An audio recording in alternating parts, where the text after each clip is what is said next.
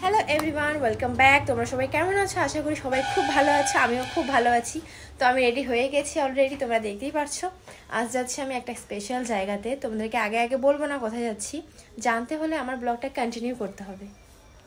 তো কার চলে আসছে আমাদেরকে নেওয়ার জন্য, তো আমরা যাবো মেন উদ্দেশ্যে। তো আমরা পৌঁছেও গেলাম, মাঝখানে ভিডিও করতে পারিনি, তার জন্য সরি। বাট চলো এখন যাওয়া যাক ভিতরে। এটা হচ্ছে Dhupguri new restaurant, SD wood fire pizza AC family restaurant. তোমরা এখানে ফ্যামিলিকে নিয়ে আসতে পারো, তোমাদের গার্লফ্রেন্ড বয়ফ্রেন্ডকে নিয়েও আসতে পারো।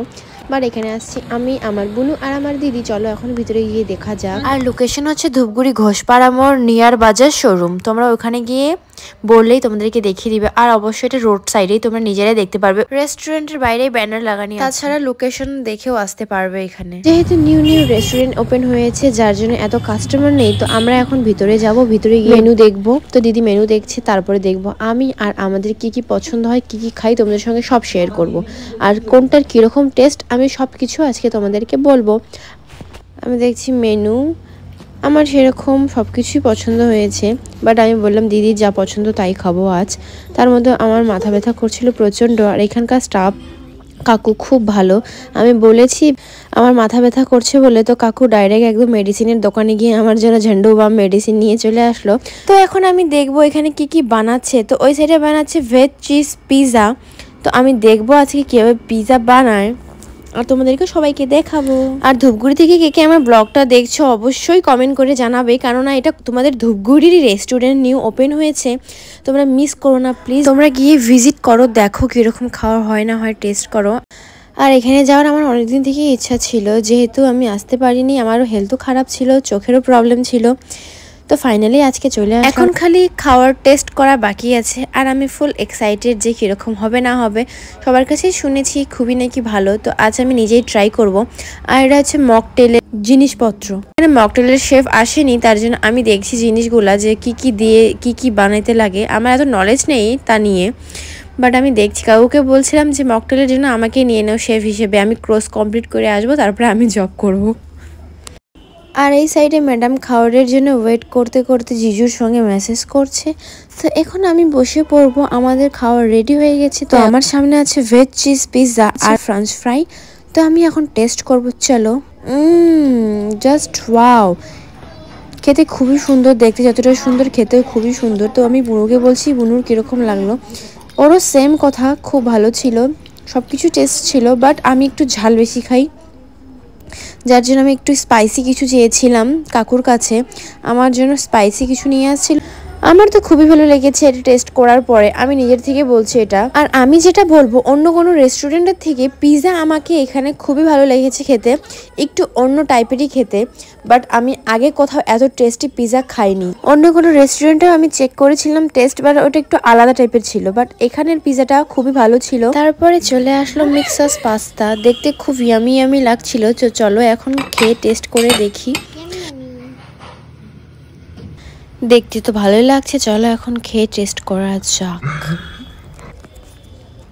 এটা একদম ইউনিক, মানে পাস্তাটা একটু ইউনিক টাইপের ছিল খেতে, একটু ইয়ামি ইয়ামি ছিল। তার মধ্যে আমি রেড সস নিয়েছিলাম, আবার বেশি ইয়ামি ইয়ামি লাগছিল।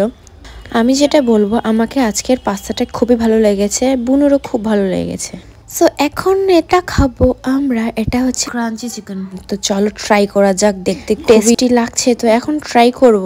আমার তো মনে হচ্ছিল আমি সবই খাইনি, বাট এরা দুজনও ছিল, দিদি আর বোন, ওদেরকেও দিতে লাগবে। চলো ফার্স্ট বাইট নেই আমি। খুব মানে খুব টেস্টি ছিল, এত সুন্দর ক্রাঞ্চি চিকেন। ইচ্ছে তো করছিল সব খেয়ে নেই, বাট আমি একটু ডাইটিংয়ে আছি, সরি। এতটাও খাই না আমি যতটা তোমরা দেখছো আজকে।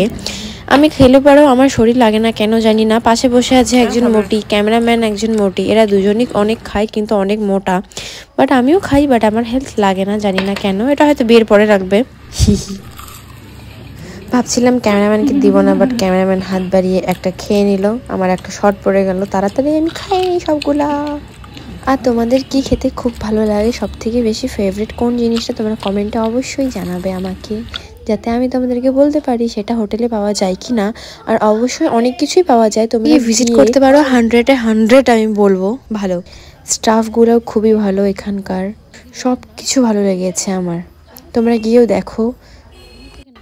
এখন চলে আসলো ভেজ চিজ গ্রিলড স্যান্ডউইচ। তো এখন এটাকে ট্রাই করবো, বাট এটা ডেকোরেশন এত সুন্দর করে করেছে, ভিতরে দেখতেই পাচ্ছ তোমরা টমেটোর ভিতরে ক্যান্ডেল লাইট দিয়ে বানিয়েছে, দেখতে খুবই ভালো লাগছে। তো এখন আমরা খেয়ে দেখবো। আর এই সাইডে গাজর দিয়ে কি সুন্দর হার্টবিট বানিয়েছে, আমার তো খুব ভালো লেগেছে এই ডেকোরেশনটা দেখে। আমি কখন পিকচার ক্লিক করব তার ওয়েট করছিলাম। ডেকোরেশন জাস্ট ওয়াও, আমি বলতেই পারি। এখানে আমাকে যদি এখানে পার্সেন্টেজ দিতে বলে আমি এখানে 100-এ 100% দিব।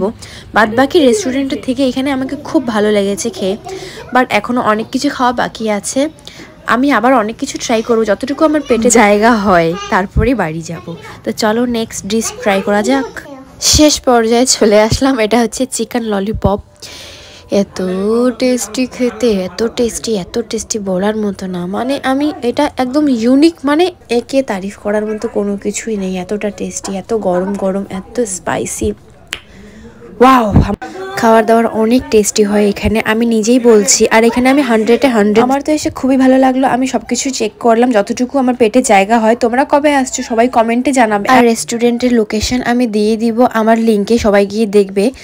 তো আমাদের জন্য ফাইনালি কর্নেটো নিয়ে চলে আসলো বুনু। এখন যাব আমরা বাড়ি। তো আমার ব্লগটা কিরকম লাগলো সবাই জানাবে। বাই বাই গাইস, দেখা হচ্ছে নেক্সট ব্লগ ভিডিওতে।